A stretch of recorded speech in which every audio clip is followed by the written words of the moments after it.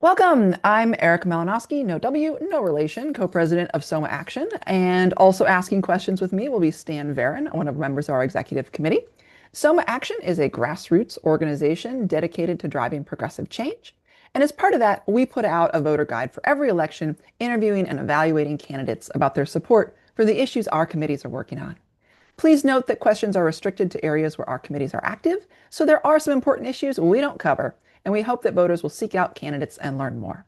Today, we're joined by Croft, a candidate for New Jersey's 11th Congressional District. Cami, thank you for joining us. Thank you all for having me. It's a pleasure to be here. Could you please introduce yourself and tell us why you're running for Congress? I'd love to. Howdy, y'all. My name is Cami Croft. A little bit about me. I'm a mom of three kiddos in our Montclair Public Schools here in the district. I worked in the Obama White House where I helped pass the Affordable Care Act. And most recently, I've been building and leading this awesome clean energy organization called Rewiring America, laser focused on helping people save money on their energy bills. Earlier this year, that nonprofit was attacked by the Trump administration. Our bank accounts were unlawfully frozen. And I was personally called out on the Senate floor as being part of some MAGA conspiracy. I am running right now to fight back. I learned how to fight from my mom. She grew up in Passaic County. She had four babies by the time she was 20 years old. And she raised us often by herself on a waitress's tips. And she worked incredibly hard. But she needed, and we needed programs like food stamps, public housing, Medicaid, programs this administration does not give a dang about. And that fight and the grit and resilience that she showed me is what I will bring to being a congresswoman for folks in this district. And here are some of the things I would specifically fight for.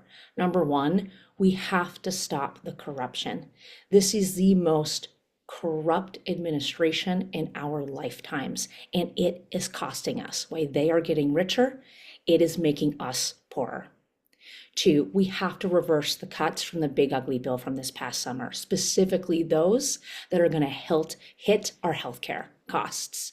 And three, and I just put this policy out today, I want to help you save money on your utility bills. And I uniquely know how to do that by making data centers pay their fair share and scaling clean energy so that we have the demand that we need. Look, I am not a politician. I am not a lobbyist. I am a mom and a fighter, very driven to deliver results and get things done.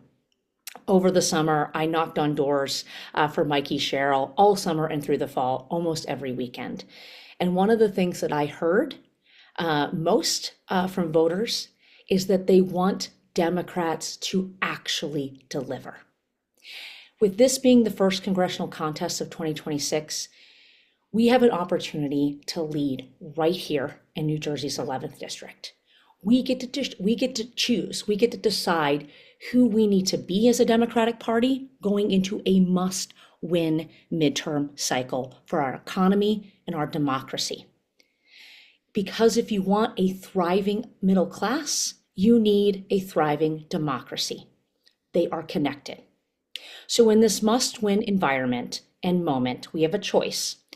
And my argument is that a status quo, career politicians and lobbyists with corporate agendas will not meet this moment. That is not how we win. Not when the people here, right here in New Jersey and across America need us to fix things right now. They need us to bring down costs right now, and they need us to be building a post-Trump world. Winning, again, does not look like more of the same.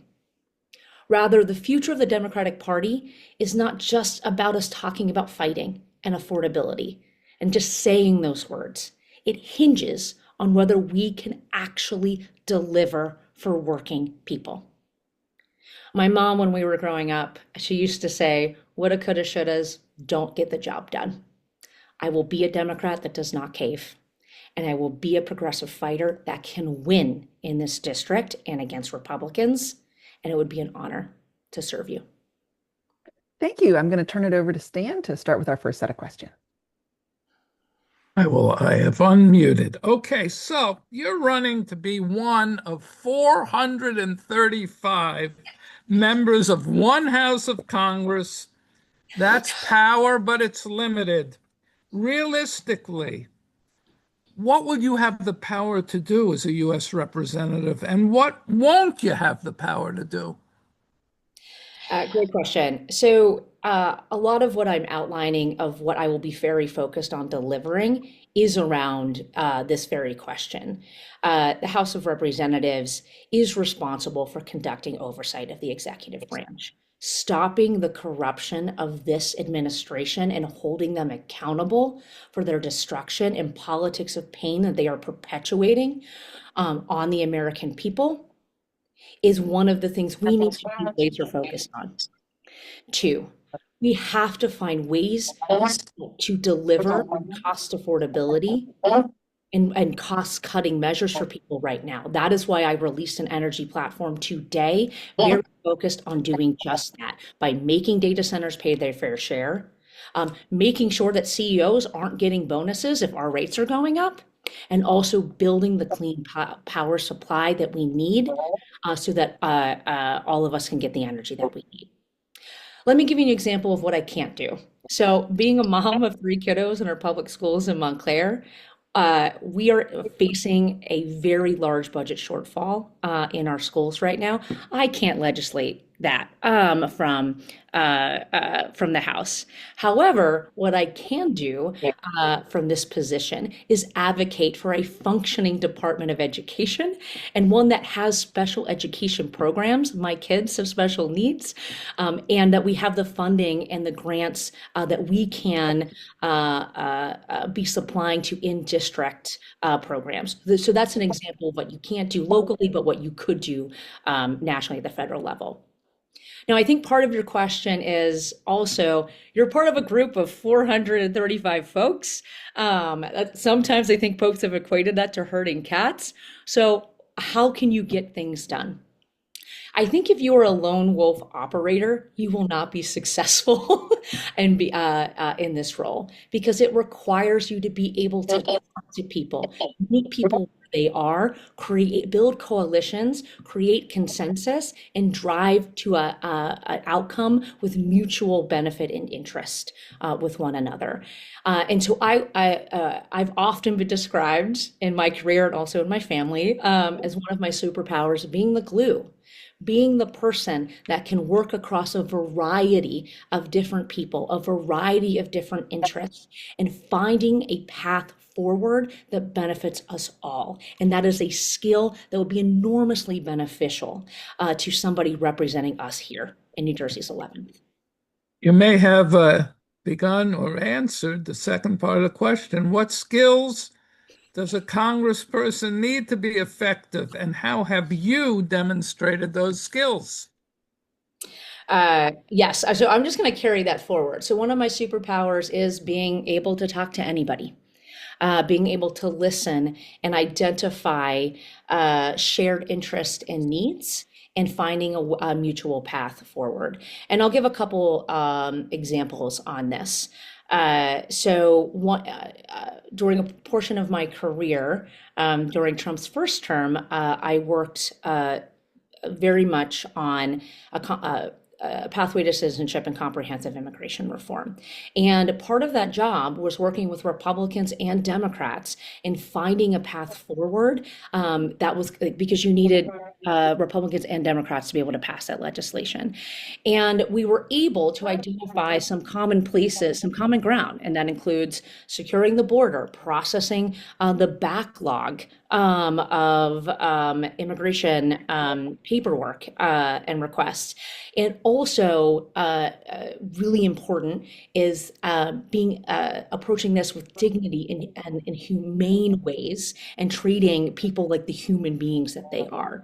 And we got very close to legislation on that until Trump decided to put in some calls to some Republicans because it was better for him if that legislation didn't happen. So that's one example of being able to work across the aisle and even among Democrats themselves skills to find a path forward. I've also been involved with some of the most landmark pieces of legislation that Democrats have passed in the last 20 years, from helping to pass the Affordable Care Act to also passing the Inflation Reduction Act. And in both of those cases, you had to find ways to meet people where they are and bring them along towards that common goal so that you can actually deliver really big historic change that has meaningful impact on people's lives, like making sure that millions more people got health care and making clean energy more accessible for people like we did with the Inflation Reduction Act. Often in politics, donors, political bosses, other people with power will try to persuade you to prioritize their interests over that of your constituents. This could be by making you dependent on their money, having control over your career, or simply building relationships that make it hard to say no to your friends. What have you done or will you do to keep yourself free of these entanglements and protect against them unduly impacting your judgment?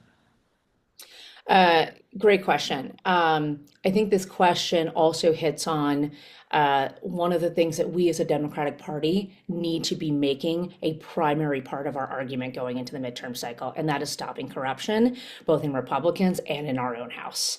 So I put out an anti-corruption agenda very early in this race that has four key parts. One, we need to stop insider trading if you're a member of Congress and or in the White House for all parties. Two, we need to stop the revolving door of lobbyists being able to go into a position of poor authority and access and going right back out and making money off of that information. When I was a member of the Obama administration, I had to sign a pledge that of a cooling off period for at least 18 months. I'm advocating for 2 years so that you aren't able to get rich quick off of information access and influence and causing undue influence against constituents' interests. Three, and this is a relatively new one, thanks to this administration, stop crypto trading if you are a member of Congress or a member of the White House. I think the Wall Street Journal had an article recently that there's at least $5 billion of enrichment that the Trump family has gotten from crypto trades. Members of Congress should not be in that business. And last but not least, we should not be accepting a dime of corporate PAC dollars because our constituents need to know who we are fighting for, and that is them. Okay, no one is perfect. No one is perfect.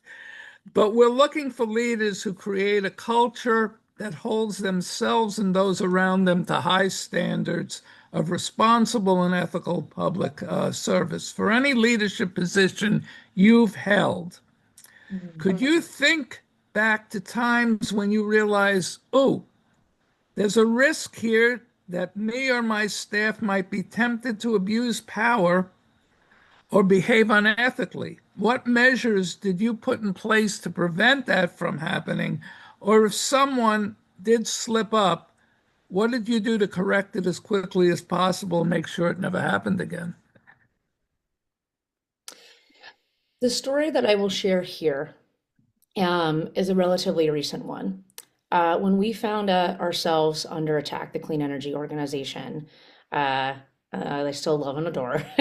um, when we found ourselves under attack by the Trump administration and realized that despite our lawsuit against the administration and winning that lawsuit, and then there being appeal, winning that appeal, and finding ourselves in this cycle of litigation that was part of their strategy to starve us out from our funding.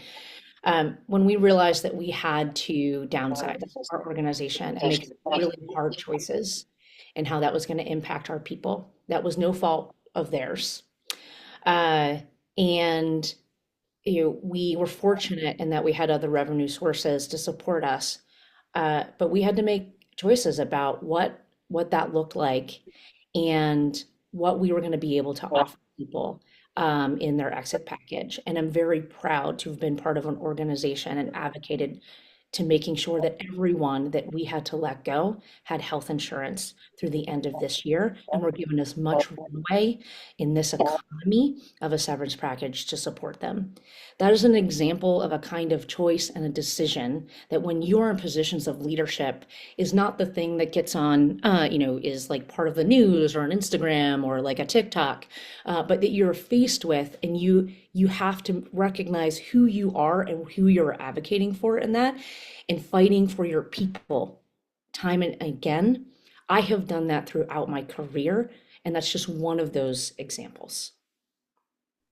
Okay, I'm turning this back to Erica, who'll ask a series of questions. So this is a set of big picture questions. Our assumption is that we are in a time of attempted authoritarian takeover. Instead of politics as usual, we need to draw on the much deeper set of strategies that nonviolent civil resistance movements around the globe have used to reclaim their government when a ruler tries to insist that they get to do whatever they want with all the power and the money. First off, do you agree with this assessment? And if so, what do you think needs to happen to get us to a place where we have a healthy and functional democratic government? So, what comes to mind to me for this question is one of the things I studied when I was at university is the rhetoric of political movements and how language has been used to support people and harm people.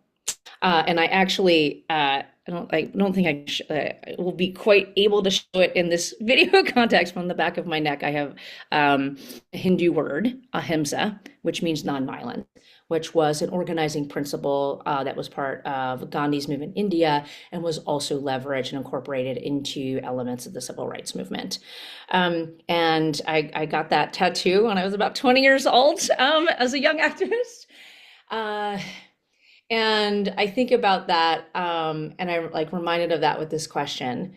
I am frustrated that we have leaders in our own Democratic Party right now who don't recognize the red alarm fire that we are in.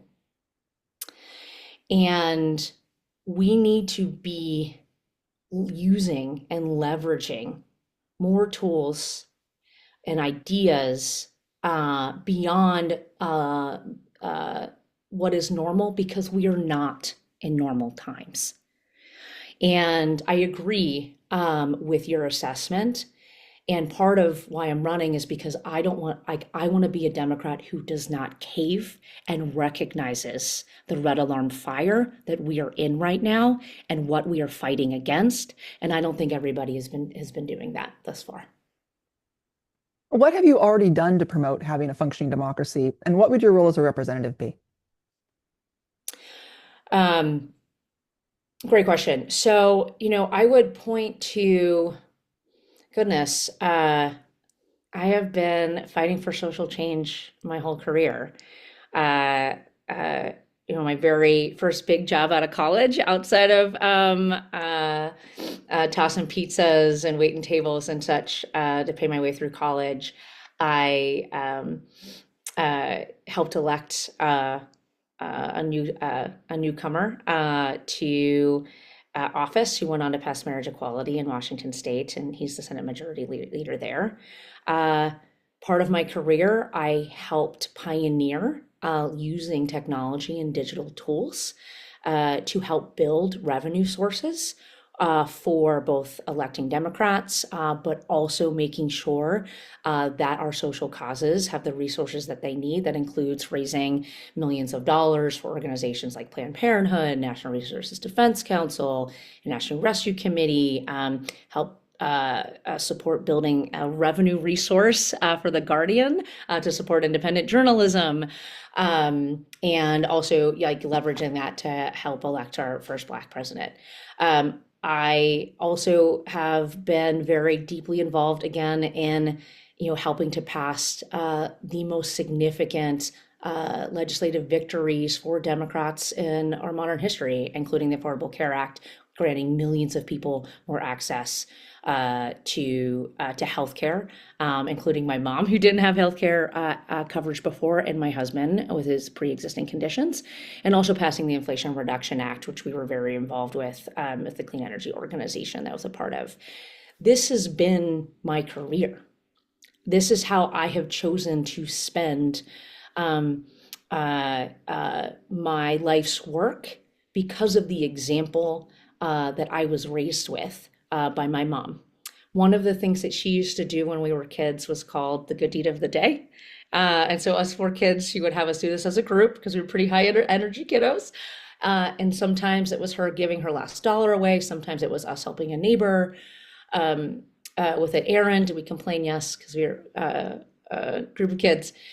But what I remembered from that is that you can always find a way to be generous, even in times of scarcity, and find a way to give back.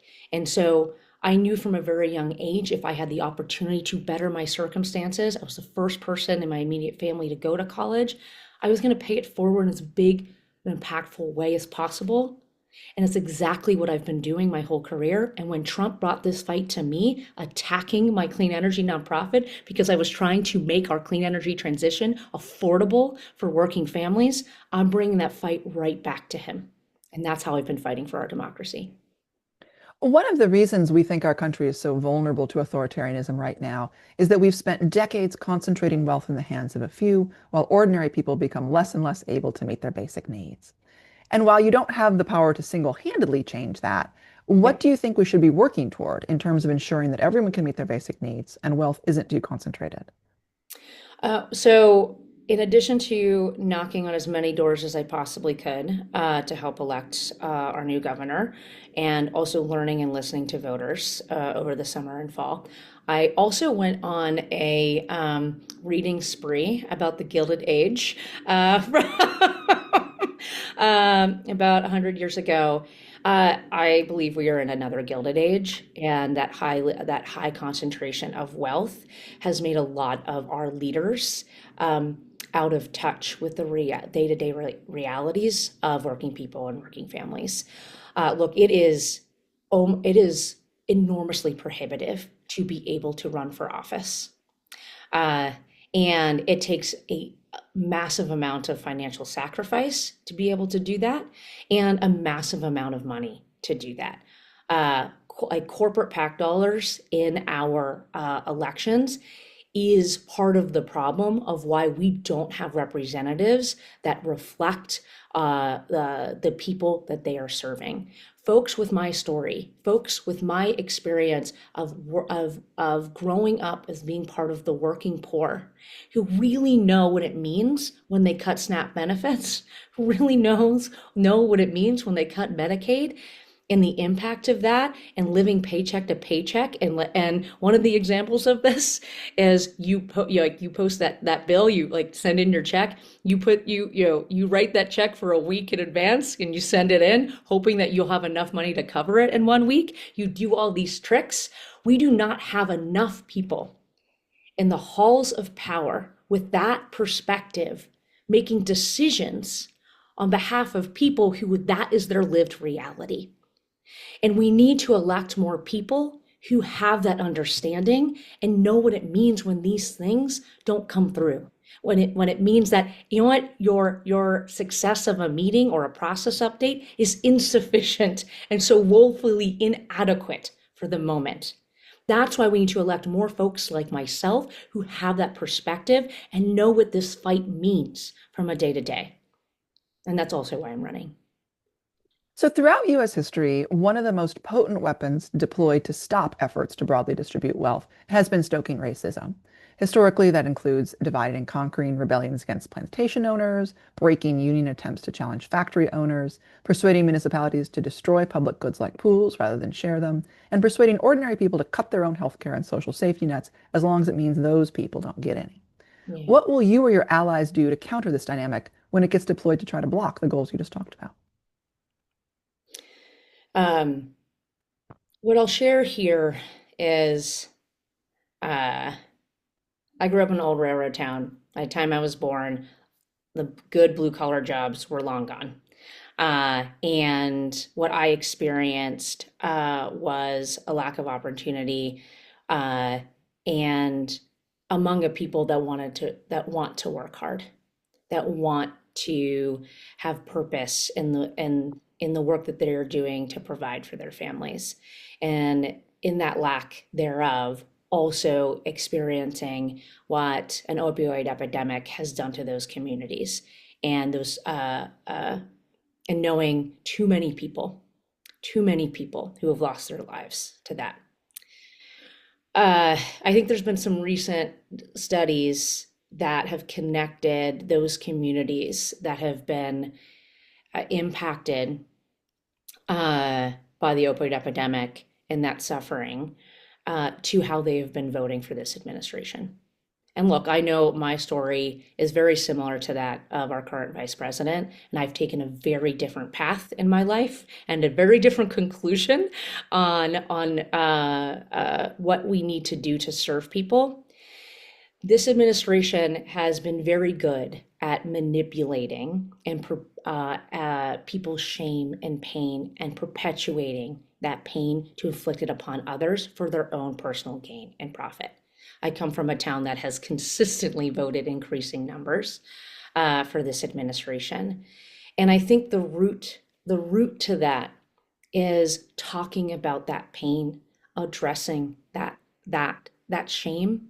Because one of the ways that we are able to get past that feeling of shame is by talking about it. And for me, it's actually taken me a very long time to talk about where I come from. And that wasn't something that I spoke to when I worked in the Obama White House, because I very quickly learned that this was a different environment that I had to code switch in to be able to fit in. And I think we have struggled as a Democratic Party to understand how to represent those communities so they see themselves in it and they don't feel like they need to be competing or fighting with other communities for the same small pie. There is more than enough for all of us if those folks taking extreme profits are paying their fair share. And so it's about getting to that root. Another major barrier to progressive change has been the right wing exploiting people's fear of being harmed, particularly their fear of experiencing violence in their own home or community, to scare voters away from inclusive policies. To counter this, we need to adequately address people's safety fears. What do you think works to keep people safe, and what do you see as the federal government's role in promoting that? Well, what I will say right now is that there's a lot of fear. I hear a lot of fear from people as I've been talking to voters, I've been talking to donors, and that fear comes from a couple places. One, there's fear about this economy. If you are not in an economic crisis right now, you are lying awake right now thinking you are one bad day away. Even in a district like New Jersey 11, which is supposed to be a pretty well-off district, we're afraid. Two, people are also afraid of their government. When you have mass thugs parading around on our streets, stealing and taking your neighbors, that makes no one feel safe. I think we need democratic leaders talking about that fear, acknowledging that fear. It exists. I'm afraid. Because the very thing that is courage is actually acknowledging that you have that fear and you are standing up and showing up regardless. That is courage. And in this moment, Democrats need to have the courage to not cave and to be standing on our own 2 feet and in our grounding, that we are on the right side of history here and we need to be fighting like we've never fought before. To one of your earlier questions about the moment that we're in, this is a red alarm fire.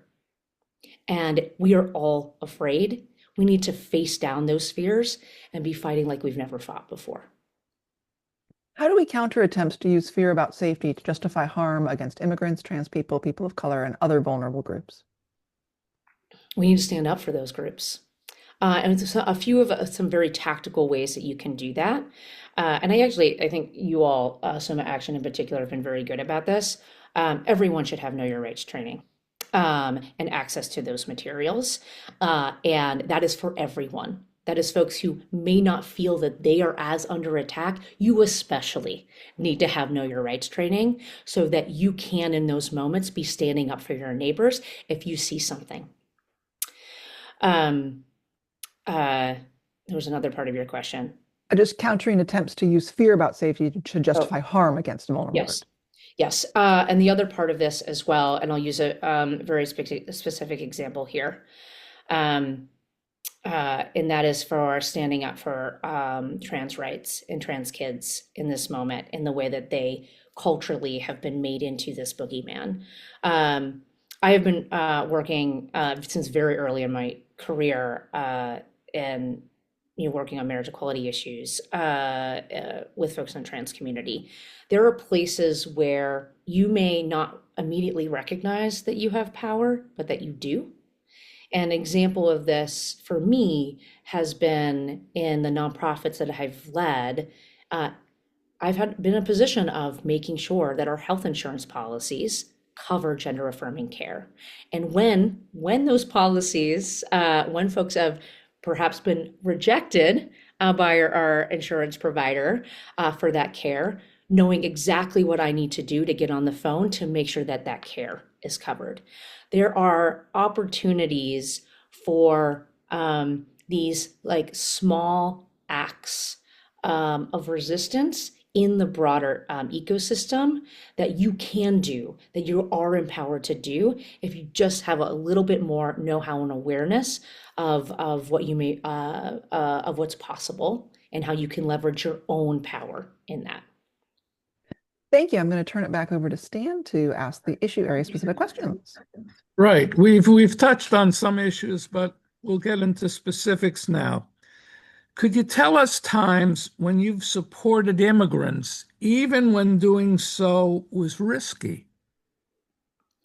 I worked at an immigrant rights organization for about 6 or 7 years during Trump's first term. I'm a person that likes to run towards fires when we're needed most. And a few examples of what I did there. One, I made sure that we were putting resources directly in the hands of immigrant rights organizations and leaders so that they had the supports that they needed on the ground to fight. Two, I was part of a team that helped support some immediate relief when families were being ripped apart at our border, and making sure those families were met with care and love and dignity, because they are human beings and we need to recognize the humanity in one another. One of the other things that was very focused on is also what we called our storytelling with dignity programs, very focused on making sure people knew the stories of immigrants and what was happening, so that they could recognize the humanity in one another and not understand people as the demonized language and the less than being used by this administration. And one of the other projects that I worked on was an initiative called I Am an Immigrant or I Stand with Immigrants initiative. And that whole initiative was just about celebration and joy as an act of resistance, because immigration is our strength and is a strength and has always been a strength of this country. And that's something that we should celebrate. And that was an initiative that we launched and ran and popularized as part of my work when I worked at that organization. Have you advocated for the Immigrant Trust Act on the state level? I absolutely support that act, and here's why. When your federal government is coming after your people and your constituents, you need to use all levers at your disposal to protect your constituents and making sure that we are not giving them like a free map of where to find folks. I think this is a very important step to protecting our constituents and immigrants right here in our own neighborhoods and communities. Yeah, but have you advocated for that? Have you done specific things to advocate that the state pass that act? I have not done specific things. Okay. Um, could you tell, you may have touched on this, could you tell us about times when you've supported trans and other LGBTQIA plus people, even though when doing so was risky? I guess the way that I think about this question is, and I think probably a theme in your other question, um, I have been in these fights for my career. Uh, I I'm accustomed to a level of risk. Heck, you don't get called out on the Senate floor for being part of some MAGA conspiracy if you don't know if you're not fighting the good fight.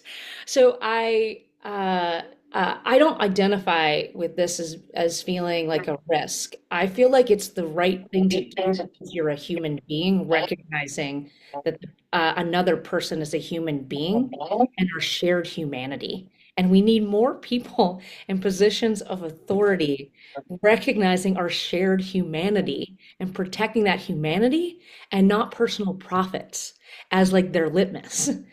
And so, in time and again, I've been working with trans folks and communities 20 plus years before it has become the cultural flashpoint that it is now.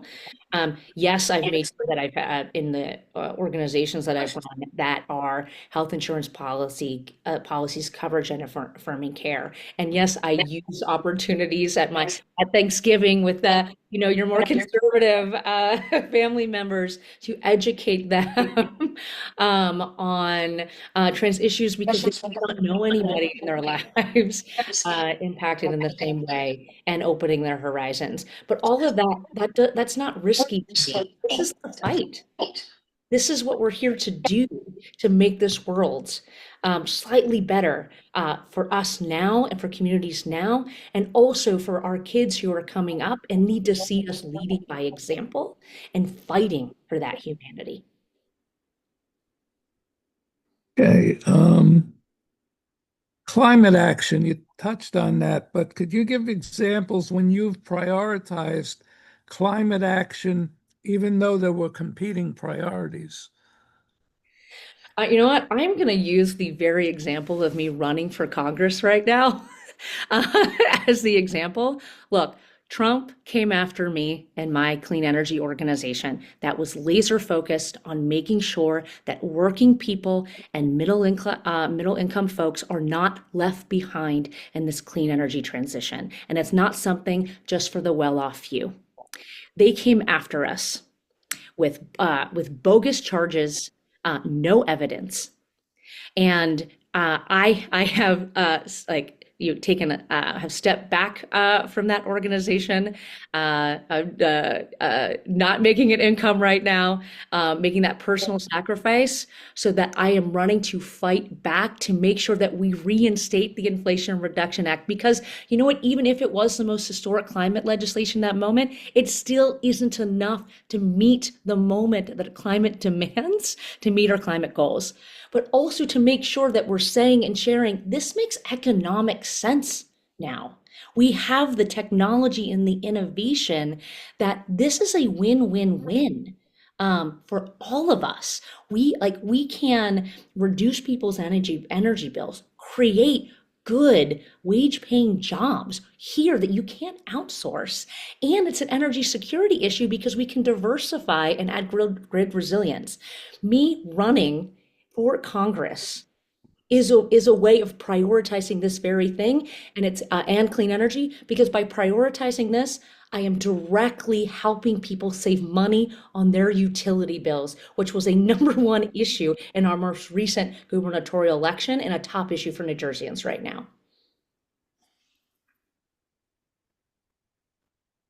Prioritized diversity, equity, inclusion in your own organizations and more broadly, even while it's been under attack?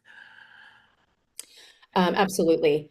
Uh, and you all, I'm sure, are aware of this. One of the things when Trump started making drastic cuts throughout the federal government at the beginning of the year, when we were in the "Did you get doged" part of the administration, we quickly realized that one of the ways they were identifying projects to cut was around a key set of terms that included race, terms that included inclusive.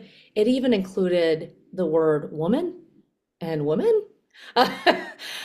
And you saw this reflexive reaction from folks all across this country to um, walk away from their DEI programs, to try to fly under the radar of attention so they wouldn't be attacked. And even with the attacks we were experiencing in the clean energy nonprofit that I was helping to lead, we reaffirmed our DEI goals and objectives because we know that makes us a stronger organization when you have more diverse voices at the table, and those more diverse voices feel like they are valued in part of an inclusive environment. We doubled down on those, even in the face of very real attacks that were happening to us in the public forum. The next question may be a softball for you. What do you support doing to make healthcare accessible and affordable for everyone, including vaccines, contraception, abortion care, and gender affirming care? Well, I just want to first say very directly, abortion access for women is one of the most fundamental ways to support women. And I will be a massive proponent of that if given the opportunity to be your congresswoman. The other thing I will say about this, and I want to go talk about some of the shortcomings of the Affordable Care Act. Look, when I was in the Obama administration and privy to some of the conversation and debates of what we could get done and what we couldn't, I was a proponent and a fan of a public option, so much so that one of the things you get to do when you're in, at least that we did in the Obama administration, is when you transition from the administration, you get a moment with the president, just your own minute, your own 15 minutes. And what I did in my time was have him call my mom, mostly to, for my siblings, to be competitive with them, to give my mom the best gift ever, but also, as part of utilizing that time and recognizing all the sacrifices that she made for me to being in a position that I was. And I remember practicing for that call, and we had just had this like huge victory in passing the Affordable Care Act. And I had been chatting with my mom at that time about a public option not getting in it, and she said to me, "I'm going to ask him about the public option and why it didn't get passed." And I was like, "Mom, we might take a more grateful approach for this conversation, and just make sure you pick up when he calls." And my mom's was a waitress at Perkins. Like a breakfast, like a spot, what he called. But there's a little bit of that story. There are parts of some of the challenges that we're experiencing right now with the ACA and healthcare costs because we don't have a single payer option, and some other ways that like we just didn't get far enough. And I'm very proud of what we were able to achieve in that moment because again, my mom got health care, my husband with a pre-existing condition is not able to get kicked off our insurance, but there's more that we need to do. And that's an example of some of the things that I would advocate for. Okay, final question. Sounds like Jeopardy. Final question. Is there anything else you'd like to mention that we haven't covered? Absolutely. So look, this is a crowded field. Uh, and I think in that that actually helps us as voters in this district. I think that greater choice benefits us because we have more options and a more competitive field to choose the best and right person for us. And I think it's in part because the county line no longer exists, and it makes candidacies like mine of being not a politician or a lobbyist, but someone who has been fighting this fight for a very long time at a federal level and winning, be possible to be able to run. But in this crowded field, I think you will hear pretty universally that one, everyone is a fighter. They probably are. Two, everyone is very focused on affordability because we should be. I am going to make a distinction about myself that is unique than from anybody else in this race, including the former congressman who is in this as well. And that is, I have a track record of taking on big fights at the federal level and winning like nobody else has. And in this moment, uniquely in this moment, for us as a Democratic Party, our success hinges on our ability to deliver. In your series of questions, I have worked on almost every single one of these policy priorities at depth and in community to be able to serve them day one. I am the first one out with any real policy positions that we can go after and go get done so we can deliver cost cutting affordability for people right now. This isn't a moment about where we can talk about a meeting that we went to or a process achievement. People, people here in New Jersey, our constituents, need us to deliver now. This status quo has not been working for some time. And if we put up more of the same, we have missed an opportunity to be who we need to be as a party right now. And I am running to deliver real results that people can feel right now. One tiny follow-up question that's not on our list, but could you let us know what your title was in the Obama administration? Deputy Director? For legislative or can you Oh, explain like what that role is for folks who don't new know? media, it was called New Media at the time. Okay. So I was part of the very first team that came in leveraging digital and technology to modernize government. And so part of my job was actually like trying to create citizen engagement and transparency around policy. So I was the person that put up the first piece of legislation online for the first time for people to engage with and have a conversation around. And goodness, when I joined, we didn't even have laptops. When I joined, I was there. I think my first day was technically day two of the administration, and even just to publish the president's weekly address on video for the very first time, we couldn't do that remotely. So we had to I had to go into work at 5 a.m. on a Saturday to press a publish button on YouTube. So I was part of the team that helped to the very early stages of helping to modernize that presidency so that we had greater transparency and citizen engagement in helping do things like pass the Recovery Act initially, and then advocacy for the Affordable Care Act. And so did your role involve interacting with legislators or more with the public? I was in the communications team. So it was popularizing and sharing what the ACA could do and building public support for it. Okay. Well, thank you very much for joining us and sharing your vision for New Jersey's 11th Congressional District. We really appreciate you taking the time to join us. Thank you all for having me. I appreciate it.